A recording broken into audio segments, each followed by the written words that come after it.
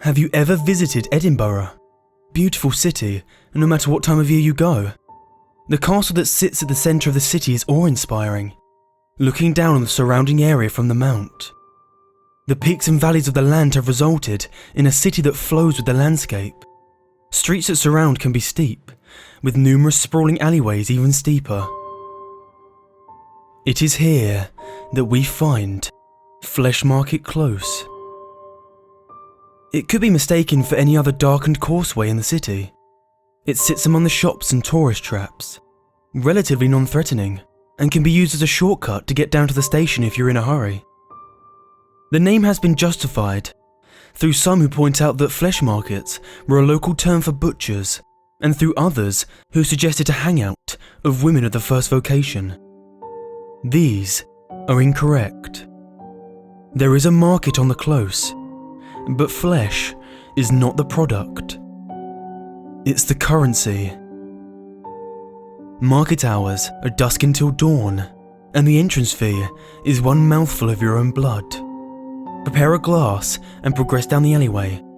As you get halfway down, swig from the glass and spit it against the wall. The blood will bubble and spread across the wall, coagulating into a hardened scab. This will then start to flake and scatter. A rather anticlimactic door will be revealed beneath. Stepping through is disorienting, as logic will tell you that you're stepping into a building. The space you're stepping into has no walls, with darkness surrounding the edge. It's at the penumbra that a number of stalls are set up, run by individuals who look like market traders from across the globe, from Arabian merchants to Cockney grocers to New York street con men. All their clothes are splattered with blood and offal. These figures will entice you to come speak with them and will gesture to numerous signs around their stalls regarding sales they're currently having. Upon approaching one of the stalls, they will start to pressure you to make a deal with them. You are certainly welcome to do so. The products that are available are certainly worth consideration. Starting at the cheap end of the spectrum, you may wish to offer one breath. A lungful will net you the knowledge of the weather for the next day. In itself, a rather pointless purchase in the age of smartphones and the Met Office, but centuries ago invaluable. Taking this offer will result in the seller reaching out with his hand flattened, then quickly grasping it into a fist. The air will literally be stolen from your lungs and cause a few moments of gasping as you catch your breath. Are you attached to your fingers? How attached? I mean, do you reckon you could do without your little finger? This sale will provide you instant forgiveness from any one person you desire for any wrongs you may have encroached against them. Agreeing to this one will cause the trader to grin and shout, "One Yubasumi special, coming right up." They will lunge forward and grab your wrist, pinning it to the table. Don't resist, because no one likes a tough sell. A flash of steel and you'll be minus one digit. Just remember, you can only pay twice. Now, make no mistake, it will hurt. There will probably be a lot of blood, and if you don't take care of the wound, it may even get infected. As the price goes up, you may want to consider taking precautions regarding what you trade. Tourniquets and sutures would certainly not go amiss. Now, some of the trades will seem familiar and may hark back to stories and legends that have existed for millennia. This is the influence the market has on our own culture, leeching in over the centuries. A pound of flesh will make it impossible for the next person you trade with to renege on the deal, especially useful if you don't trust the company you keep. It has no use within the market, as all of the traders are trustworthy and will honour a purchase to the letter and the spirit. Best to leave this transaction until last. How about one of your eyes? Depth perception is overrated anyway. Offering up one of them will allow you to converse with our avian friends. You'll be able to call down the birds from the trees, and they'll be able to answer any questions you may have. It is advisable that you avoid ravens. They have their own agenda, and it's not in your best interests. The salesman will grab you around the throat and slowly prise his finger into the socket. A snap of the wrist, and your visual organ will rest in their palm. Another snap, and it will disappear. It is at this point that you may want to consider stronger measures to ensure your survival of payment.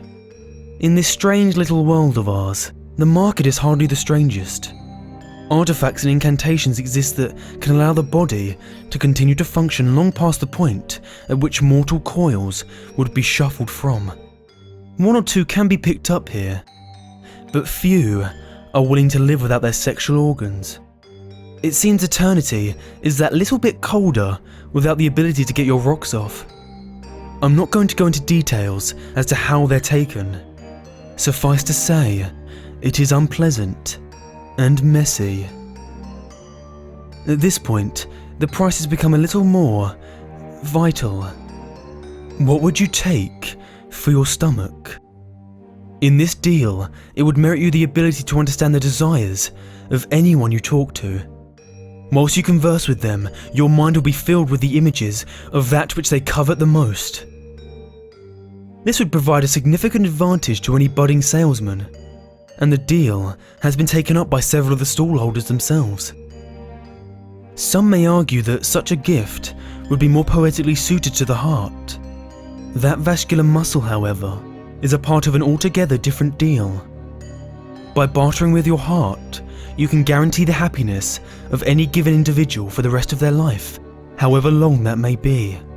The removal of these types of organs can be significantly painful, but the dealers will allow you a moment to prepare yourself before they will produce a short, keen blade. One practice swipe later, and they'll be digging into your tissue. They have unerring accuracy and a level of cleanliness that rivals any surgeon. Now, it is acknowledged in some places that once a deal has been sealed, a buyer may have second thoughts and may want to back out. This is not one of those places. Most of the contract is left unspoken, but you are expected to have done your research. The buyout clauses are a killer. While most of the body can be put on the table, there are limitations. The fact of the matter is that the brain is the seat of sentience and cannot be fully placed in. I say fully. There was one individual who offered to lobotomize the part of the brain that holds memory as a part of the deal. The problem is, he cannot remember what it is he received in return. I hear he suffered night terrors for the rest of his days. Now, at this point, I offer a warning. Up until now, I have detailed the price list for your own body parts. Whatever you do, do not attempt to purchase anything in the market with organs of another. Every figure in the market will stop and stare at you, and the one you attempted to defraud will scream. That is not yours to trade. Whatever it is you have tried to barter with, that body part will be taken from you as punishment. A very literal eye for an eye. Despite whatever theological perspectives you may hold, offering your own soul will elicit the same result. There have been many theories postulated for this response, but the honest answer is we just don't know. The market has been trading in blood and bone for as long as civilization has existed. Though the entrance has moved from city to city, many have visited and shook hands with the butchers, though not quite as many got those hands back. A smart man would wonder how it is these individuals are capable of honouring the deals they broker. A smarter man would ask himself why his body parts are of such high value in this economy. Just understand that it is supply and demand. As long as there are fools willing to supply, you shouldn't need to concern yourself with who is doing the demanding.